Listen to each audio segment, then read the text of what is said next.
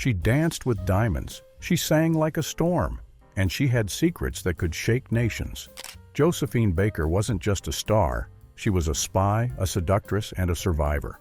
From the nightclubs of Paris to the front lines of war, her life was anything but ordinary. Some say she used her fame to flirt her way into high places. Others say she risked everything to fight Nazis and racism.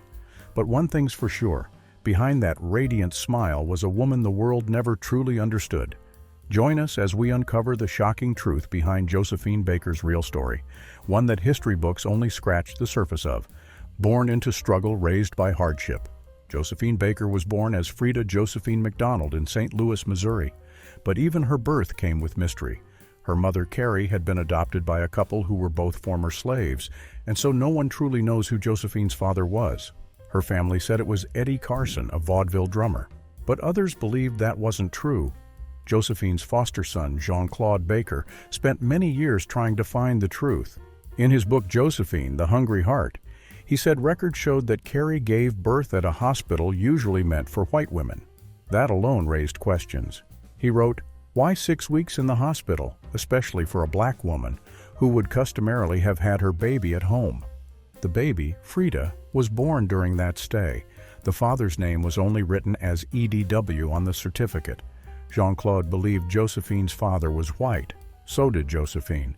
But her mother never confirmed anything. She let people think it was Eddie Carson. Jean-Claude called it the most painful mystery of Josephine's life. That mystery stayed with her as she grew up in a tough neighborhood on Targhee Street in Chestnut Valley. The area had old buildings, rooming houses, and brothels. There was no indoor plumbing. Josephine was often hungry, poorly dressed, and had to survive using her street smarts. She played around the railroad yards near Union Station just to pass the time. Things didn't get easier at home. Her mother married a man named Arthur Martin. He was kind, but always out of work. Carrie worked at a laundry, and to help the family, she sent young Josephine to work too. At just 8 years old, Josephine became a live-in maid for white families. One of those women burned her hands just for using too much soap in the laundry. But that wasn't the worst thing she witnessed as a child. Running from flames and fear. At age 11, Josephine experienced something terrifying. In 1917, she saw racial violence break out in nearby East St. Louis. Years later, she gave a speech about it and said, "I can still see myself standing on the west bank of the Mississippi looking over into East St. Louis and watching the glow of the burning of Negro homes lighting the sky." We children stood huddled together in bewilderment, frightened to death with the screams of the Negro families running across this bridge with nothing but what they had on their backs. She said she could only run, and run she did. That fear left a mark on her forever. By the time she was 12, she had already dropped out of school. At 13, she found a job as a waitress at a place called the Old Chauffeurs Club. It was here that she met a man named Willie Wells. Josephine married him at just 13 years old. But the marriage didn't last even a year. After leaving Willie, Josephine didn't return to a quiet life. She joined a street performance group called the Jones Family Band.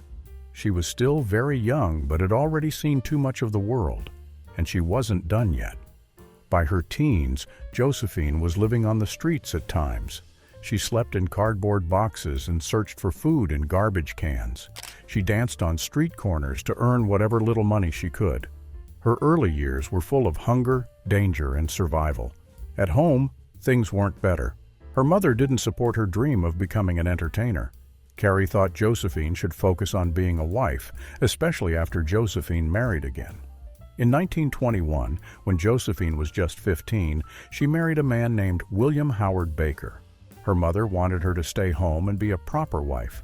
But Josephine had other dreams. She didn't stay in the marriage long. When her vaudeville troupe got a chance to perform in New York City, she left her husband behind. That move changed her life. The two eventually divorced in 1925. By then, Josephine's career was starting to take off. Even though she left William, she kept his last name for the rest of her life. It became the name the world would remember, Josephine Baker. Despite being on the road often, Josephine would still send money and gifts home to her mother and half-sister. She hadn't forgotten them, but her heart was now set on something bigger. As opportunities began to open up, one place called her louder than all the others. France. But what waited for her there was far more than just fame. It was war, love, scandal, and a chance to become a global legend, chasing the spotlight in America. Josephine Baker was never the type to wait for someone to open doors for her. At just 13, she kept asking and pushing until a local show manager finally gave her a chance. She joined the St. Louis Chorus Vaudeville Act, and not long after, she made a big move to New York City. It was the Harlem Renaissance, a time full of music, art, and culture. Josephine began performing at the Plantation Club, where legends like Florence Mills once stood. After a few auditions, she landed a small role in a Broadway show called Shuffle Along. It was a huge hit and helped bring attention to many black artists of the time. Josephine wasn't the star yet, though. She was placed at the end of the chorus line, but she found a way to stand out. Instead of just dancing like everyone else, she added a bit of humor to her moves. People started noticing her. Her timing, expressions, and playful style gave the audience something different. She toured with Shuffle Along, and once she was old enough, she joined the Broadway version. She stayed there until it closed in 1923. It was her first big experience on a professional stage. Next came another show, The Chocolate Dandies. She was still in the chorus, but the experience added to her growing talent. That show ran for 96 performances before closing in late 1924. Josephine learned discipline, teamwork, and how to connect with a crowd.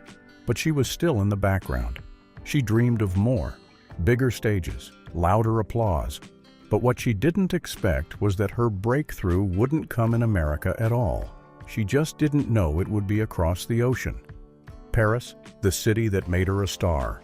In 1925, Josephine sailed to Paris. She was only 19. On October 2nd, she made her debut in La Revue Negre at the Théâtre des Champs-Élysées. That night changed everything. Later, she told The Guardian in an interview, "No, I didn't get my first break on Broadway. I became famous first in France in the 20s. I just couldn't stand America, and I was one of the first colored Americans to move to Paris." Her bold, near-nude dancing shocked and thrilled the Paris crowd. The Danse Sauvage, where she wore only a skirt made of fake bananas, became iconic. Her wild energy and fearless attitude made headlines. In some performances, she even brought her pet cheetah Chiquita on stage. The cheetah wore a diamond collar and sometimes jumped into the orchestra pit, scaring the musicians. Paris had never seen anything like Josephine, and they loved it. She was different, bold, and full of life. Her name was on posters, her face on products. Josephine promoted hair gel called Baker Fix, as well as bananas, shoes, and makeup. She had become a brand. In 1929, she became the first African-American star to perform in Yugoslavia. In Belgrade, she danced at the luxurious Luxor Balkanska. She even donated money from the show to help poor children in Serbia. Her fame wasn't just about glamour. She tried to give back where she could, but not everyone welcomed her. In Zagreb, her shows were canceled because of pressure from local religious groups. Even in Europe, her boldness sometimes clashed with conservative values. Still, Josephine didn't stop. She kept going, performing, and pushing limits. And she wasn't alone. Love, management, and more fame. During this time, Josephine was often seen with a man called Count Giuseppe Pepito Abatino. He wasn't really a count, just a former stonemason from Sicily. But he convinced Josephine to let him manage her. He also became her lover. They couldn't marry because she was still legally tied to her second husband, Willie Baker. But Pepito played a major role in shaping her public image. He helped her become more than a dancer. Under his guidance, she released her most famous song in 1931, J'ai deux amours. The lyrics said, "I have two loves, my country and Paris." The song made her even more beloved in France. It also showed how deeply connected she felt to her new home. It became her signature, a symbol of her identity split between two worlds. Josephine starred in 4 films during this time. One of them was Siren of the Tropics, 1927, a silent movie. Then came Zuzu in 1934 and Princesse Tam Tam in 1935. In 1940, she starred in Fausse Alerte.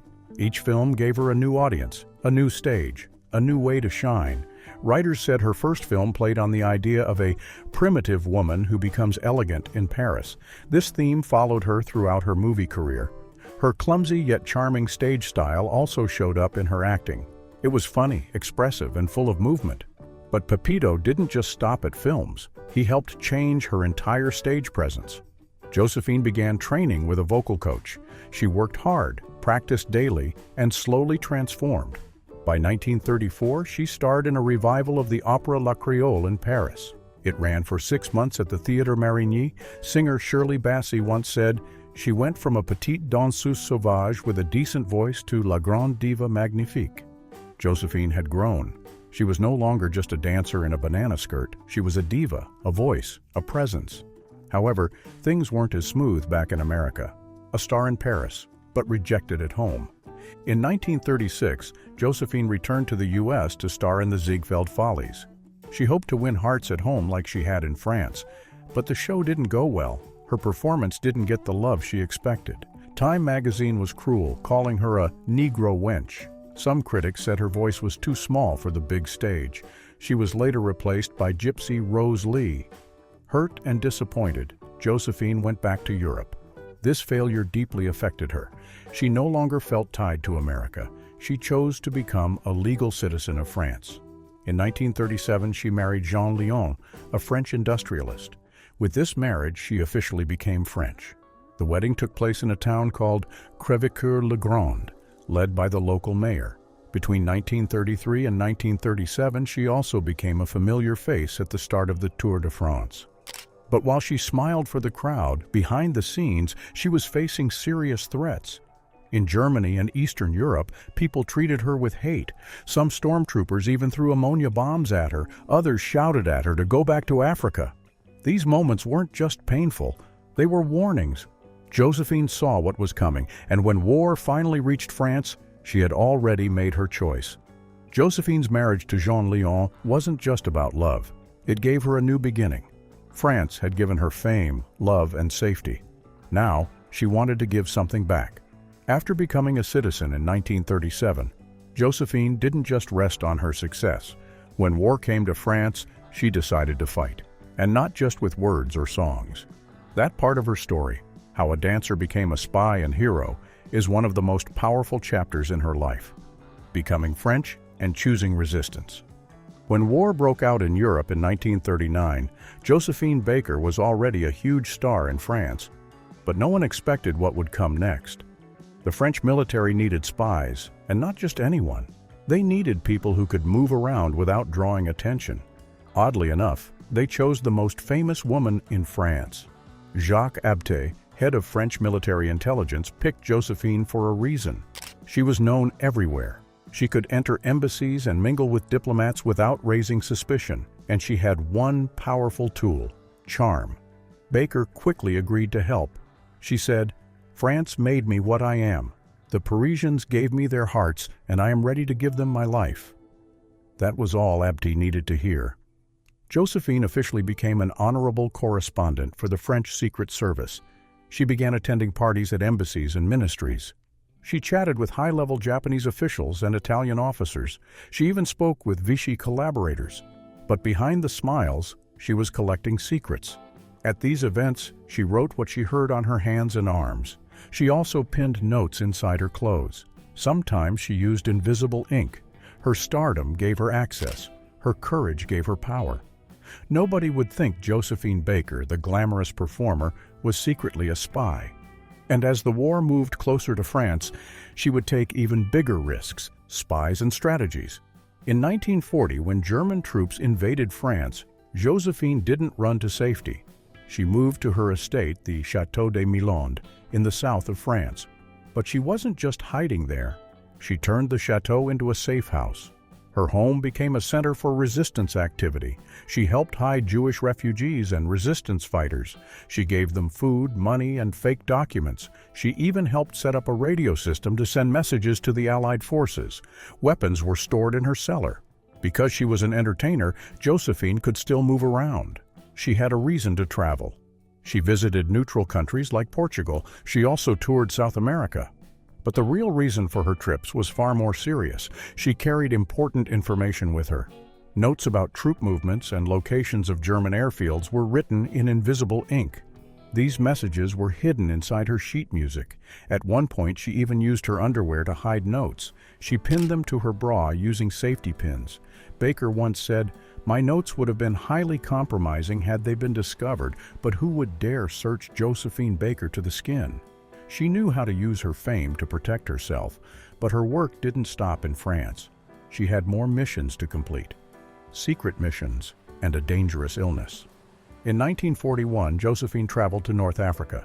The official reason was her health. She was recovering from pneumonia. But in reality, she went to continue her work for the French resistance. From Morocco, she traveled to Spain. She kept gathering secrets at embassy parties. Just like before, she took notes in bathrooms and pinned them inside her clothing.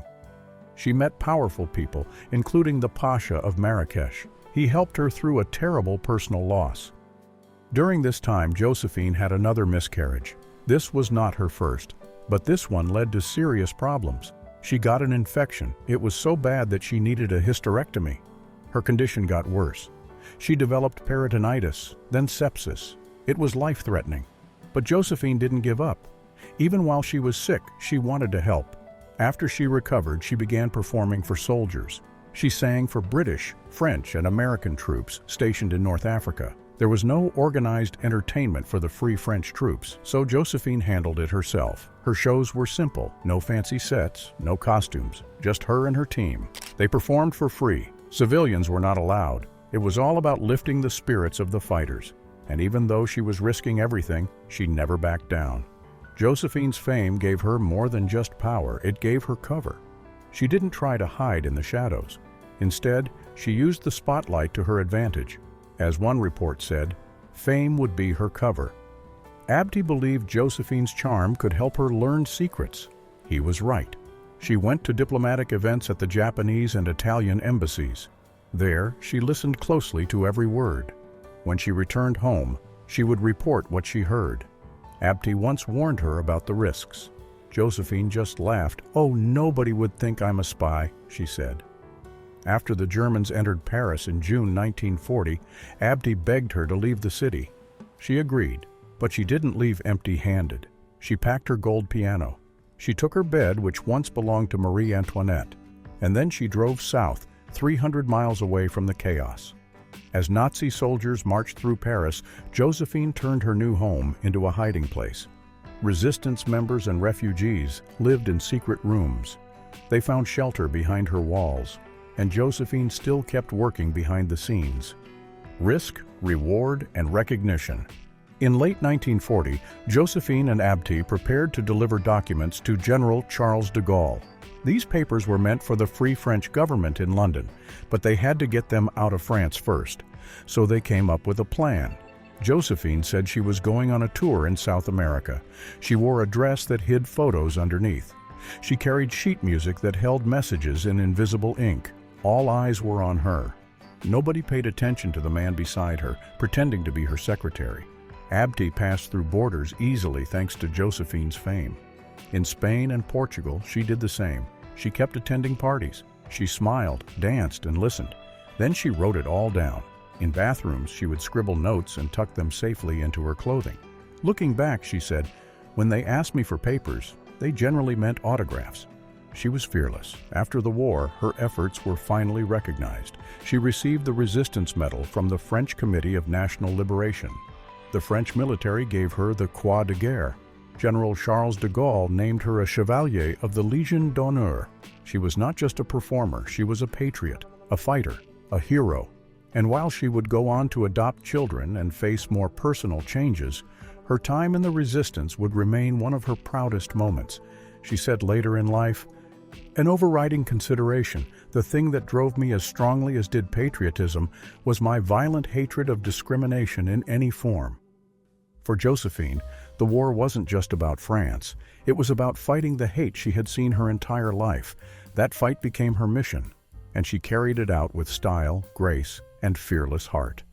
Josephine Baker's bedside mission. In January 1941, Josephine Baker and Jacques Abte, her French intelligence contact, were sent to Morocco. Their goal was to set up a communication base in Casablanca, and Josephine didn't travel light. She packed 28 pieces of luggage, plus her pet monkeys, mice, and even a Great Dane. The more dramatic her travel looked, the less anyone suspected she was carrying secrets. In North Africa, she worked with the French resistance. She used her fame to help Jewish families from Eastern Europe get passports to escape. But then, her health collapsed. In June 1941, she was rushed to the hospital with a serious infection called peritonitis. She had to undergo many surgeries and stayed in the hospital for 18 long months. The illness was so severe that the Chicago Defender, a newspaper, mistakenly published her obituary. Langston Hughes, the famous writer, called her as much a victim of Hitler as the soldiers who fall today in Africa fighting his armies. But Josephine wasn't gone. She corrected them with her usual wit. "There has been a slight error," she said. "I'm much too busy to die." Even while stuck in a hospital bed, her work didn't stop. Diplomats and resistance fighters visited her to pass on messages.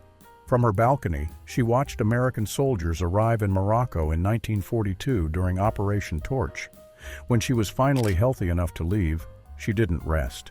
She traveled through North Africa, entertaining troops from Algiers to Jerusalem. During the day, she rode in jeeps under the hot desert sun. At night, she slept on the ground next to her vehicle, afraid of landmines. And when Paris was finally free, she returned in 1944. Dressed in a bright blue lieutenant's uniform with gold shoulder pieces, she rode through the streets of Paris as crowds cheered and tossed flowers at her. She had once been known for feathers and sequins. Now she was celebrated as a war hero. In 1961, she put on that same uniform again. This time it was for a special ceremony. France gave her two of its highest military honors, the Croix de Guerre and the Legion of Honor. At the event, her secret life as a spy was finally revealed. Fighting tears, she looked at the crowd and said, "I am proud to be French because this is the only place in the world where I can realize my dream." Back in the spotlight, but on her own terms. After the war, Josephine wasn't just seen as a star anymore, she was a hero. In 1949, she returned to the Folies Bergère, the Paris stage that had made her famous. But this time, she wasn't just dancing in feathers. She brought depth to her music and spoke openly about serious matters. Audiences loved her even more for it. In 1951, she was invited to perform in Miami. But before she said yes, she fought to end the club's rule that kept black people out. She won. After that, she went on a national tour across the United States. People showed up in huge numbers, reviews were glowing, and in Harlem, she was honored with a parade. The NAACP gave her the title of Woman of the Year. In 1952, she was chosen to crown the Queen of the Cavalcade of Jazz in Los Angeles. It was a major event held at Wrigley Field. That day, she shared the stage with stars like Louis Jordan and Roy Brown. Josephine stood tall, not just as a performer, but as a cultural icon. But not everything went smoothly. In October 1951, she visited the Stork Club in New York. She spoke out against the club's unfair treatment of black customers. When her longtime friend, newspaper columnist Walter Winchell, stayed silent, she publicly called him out. He didn't take it well. Winchell hit back hard, accusing her of being a communist, something that could ruin someone's career at the time. The backlash was strong. Her visa was canceled. All her bookings were dropped. Josephine had to leave the U.S. and return to France. She wasn't allowed back into the country for nearly 10 years. But the woman who faced down Nazis wasn't about to let critics stop her. And soon, the world would see her power once again. A legend refuses to fade. In 1966, another unexpected call came, this time from Fidel Castro. He invited Josephine to perform in Havana, Cuba, for the 7th anniversary of his revolution. She accepted. Her show was a massive success. It broke attendance records at the Teatro Musical de la Habana. In 1968, she went to Yugoslavia. She gave performances in Belgrade and Skopje. Though now older and facing health problems, Josephine still had that spark on stage. Still, things weren't perfect. As the years passed, she faced financial troubles. Some venues didn't book her anymore. She once said, "Nobody wants me, they've forgotten me." But her family encouraged her to keep going, and she did. In 1973, she performed at Carnegie Hall. The audience gave her a standing ovation. The next year, she was invited to perform at the Royal Variety Show in London and the Red Cross Gala in Monaco, celebrating her 50 years in French show business. Age and exhaustion had begun to slow her down. She sometimes forgot the lyrics. Her talks between songs would wander, but when she stepped into the spotlight, she still had that magic. People of all ages clapped, cheered, and stood in awe. The same woman who once danced in a banana skirt was now a living symbol of courage, change, and strength. Speaking of which, even though Josephine Baker lived in France, she never forgot her roots, facing America's harsh reality. In the 1950s, she decided to return to the United States with her husband, Joe Bouillon. But her homecoming wasn't warm. When they tried to book hotels, they were turned away 36 times. Why? Because they were an interracial couple. Racial discrimination in America was still everywhere. This hit Baker hard. She didn't stay silent. She wrote powerful articles exposing segregation. She spoke at Fisk University, a historically black college in Tennessee. Her topic was bold: France, North Africa, and the equality of the races in France. She wanted young black Americans to know that life didn't have to be like this. In France, she was treated with respect. In America, she was treated as less. The U.S. government noticed her actions. The FBI opened a file on her. They followed her movements and tried to stop her from performing abroad. But Baker didn't back down. At every chance, she told foreign leaders about the racism in the U.S. Her honesty created a big divide between her and her birth country. But what happened next pushed everything into the spotlight. On October 16, 1951, Josephine Baker walked into the Stork Club, an upscale spot in New York City. What should have been a normal night turned into a national news story. Josephine said she was refused service simply because she was black. She expected support from journalist Walter Winchell, a powerful voice in media who was at the club that night. But instead of defending her, he attacked her. Winchell called her a communist sympathizer. That accusation hurt her deeply and changed the conversation. Instead of talking about racism, the public focused on her political views. Even worse, some of her planned shows in the U.S. were canceled.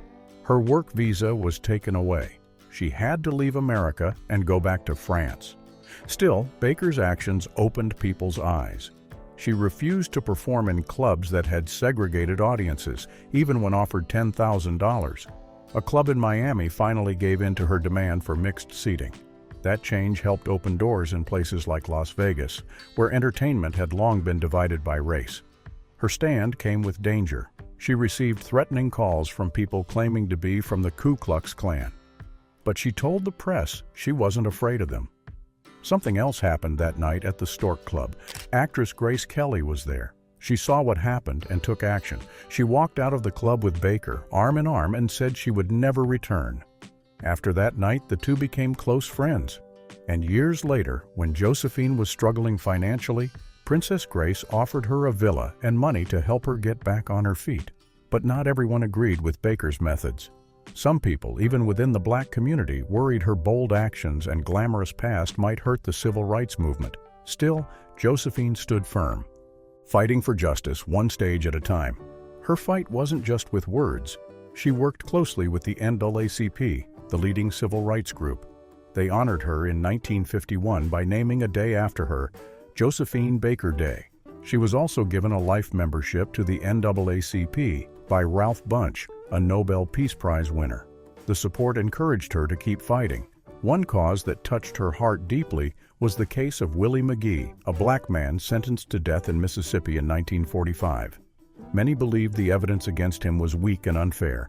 Baker joined rallies, wrote letters, and begged the governor to spare his life. Sadly, her efforts weren't enough. McGee was executed. But she never gave up.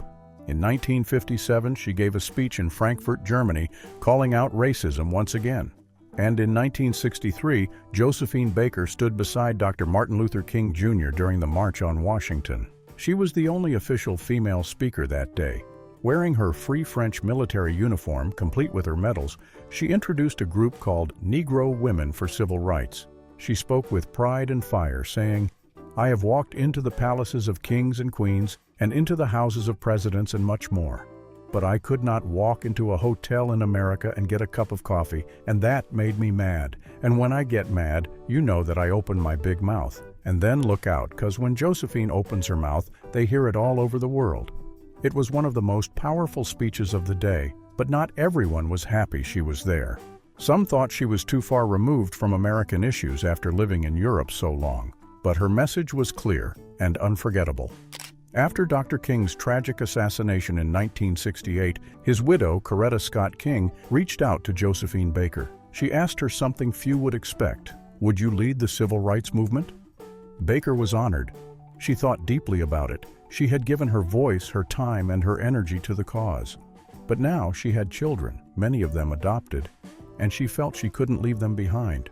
So she said no. She told Coretta, "My children are too young to lose their mother." That choice showed just how human she was. Strong, yes, brave, no doubt, but also a mother who had already given so much. Even though she turned down that role, her place in history was already set. She had fought wars on many fronts, on stage, in the streets, and in the heart of America's racial divide. Speaking of which, let's take a closer look at her personal life too. Love, loss, and complicated relationships.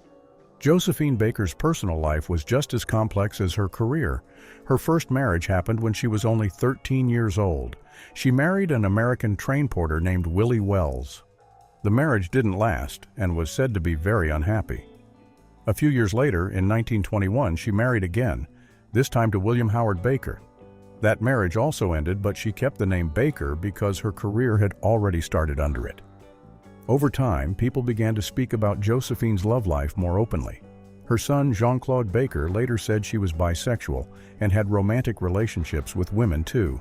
In 1925, she reportedly had a secret affair with Belgian writer Georges Simenon. Then, in 1929, while sailing back to France from South America, she had a brief romance with the famous architect Le Corbusier. Josephine married 2 more times in France. In 1937, she tied the knot with Jean Léon, a Frenchman, but they separated by 1940. Then, in 1947, she married Joe Bouillon, a composer and conductor. That marriage lasted 14 years but ended in divorce too. Later in life, she was close to artist Robert Brady, though they never married. Some stories also link her to singer Clara Smith, club owner Bricktop, writer Colette, and painter Frida Kahlo. Whether all those stories were true or not, Josephine never lived by anyone else's rules, not in love, not on stage, not in life, but the deepest love she had was yet to come. Her dream of unity. Josephine didn't just talk about equality, she tried to live it. During the civil rights movement, she began adopting children from around the world. She called them her Rainbow Tribe. Her goal was to prove that children of all races and religions could grow up together as a family. She brought her children on tour and showed the world what love looked like. When they were at home in Château de Milande, her estate in France, visitors were allowed to walk through the grounds. They would see the children playing, laughing, and living in peace. Josephine charged an entry fee, and guests could also enjoy music, rides, and even shows by the children. But Josephine didn't just adopt at random. She had a plan. She wanted one Jewish child, but ended up adopting a French baby instead. She adopted 2 boys from Algeria, raising one as a Muslim and the other as a Catholic. She wanted the world to see that religion didn't need to divide us. Her son, Jean-Claude, later said, "She wanted a doll." He believed she had a vision, not just a family. Josephine raised 12 children, 2 daughters and 10 sons. The girls were Marianne from France and Stelina from Morocco. The boys came from many countries, Jeannot and Akio from Japan, Luis from Colombia, Jari from Finland, and Jean-Claude, Noël, and Moise from France. Others included Brahim, later Brian, from Algeria, Kofi from Ivory Coast, and Mara from Venezuela. Later, she also became the guardian of another boy named Jean-Claude, who wasn't legally adopted but still became part of the family. But life in the Rainbow Tribe wasn't always perfect. Pain behind the walls of the chateau. For some years, Josephine lived at her grand estate with her children and her husband, Joe Bouillon. But their dream life had struggles behind closed doors. Josephine had once been pregnant, but the baby was stillborn in 1941. The health complications that followed forced her to have a hysterectomy. She could never have biological children after that. Some believe that heartbreak pushed her even harder to build a family through adoption. She raised her children with love, but also had strict expectations. Her son Jerry was told to leave the chateau at age 15. Why? Because Josephine discovered he was gay. He was sent to live with Joe Bouillon in Argentina. They later made peace, but the event left deep scars. Another son, Moise, sadly died from cancer in 1999. Noel struggled with mental health and lived in a psychiatric hospital by 2009. And Jean-Claude Baker, the unofficial member of the family who became one of her biographers, died by suicide in 2015 at age 71. Though Josephine's vision was powerful, the real-life pressures of raising so many children, all with different backgrounds, created tension. But her heart had always been in the right place. And even after her family life changed, Josephine kept returning to the stage. One last curtain call. Josephine Baker's final years were filled with both highs and lows. She had converted to Catholicism, and her faith gave her strength. But in 1968, she lost her chateau because of unpaid debts. That same year, Princess Grace of Monaco stepped in. She gave Josephine a home in Roquebrune, near Monaco, and continued to support her. Still, Josephine was a performer at heart. In her 60s and 70s, she kept performing. She appeared at Olympia in Paris, in Belgrade, Carnegie Hall, and the London Palladium. In 1975, she returned to Paris for a new show called Josephine a Bobino, 1975. It was a celebration of her 50 years in show business. The show was funded by Prince Rainier, Princess Grace, and Jacqueline Kennedy Onassis. People loved it. Every seat was filled, and even extra chairs had to be brought in. Big stars came to see her. Sophia Loren, Mick Jagger, Diana Ross, and Liza Minnelli were in the crowd. But just 4 days later, on April 8th, Josephine was found unconscious in her bed. Newspapers filled with great reviews were scattered around her. She had suffered a brain bleed. She was taken to a hospital where she passed away on April 12, 1975, at the age of 68. More than 20,000 people came to her funeral in Paris. She received full French military honors, the only American-born woman ever to receive such a tribute. After a private service in Monte Carlo, she was laid to rest in Cimetière de Monaco. Josephine Baker had once been called a scandal, a star, a spy, and a symbol. In the end, she became a legend. What surprised you the most about Josephine Baker's real life beyond the stage? And do you think someone like Josephine Baker could exist in today's world and be just as fearless? Let us know your thoughts in the comments below. Don't forget to like this video and subscribe for more stories that uncover the secrets of history's most captivating figures. Thanks for watching.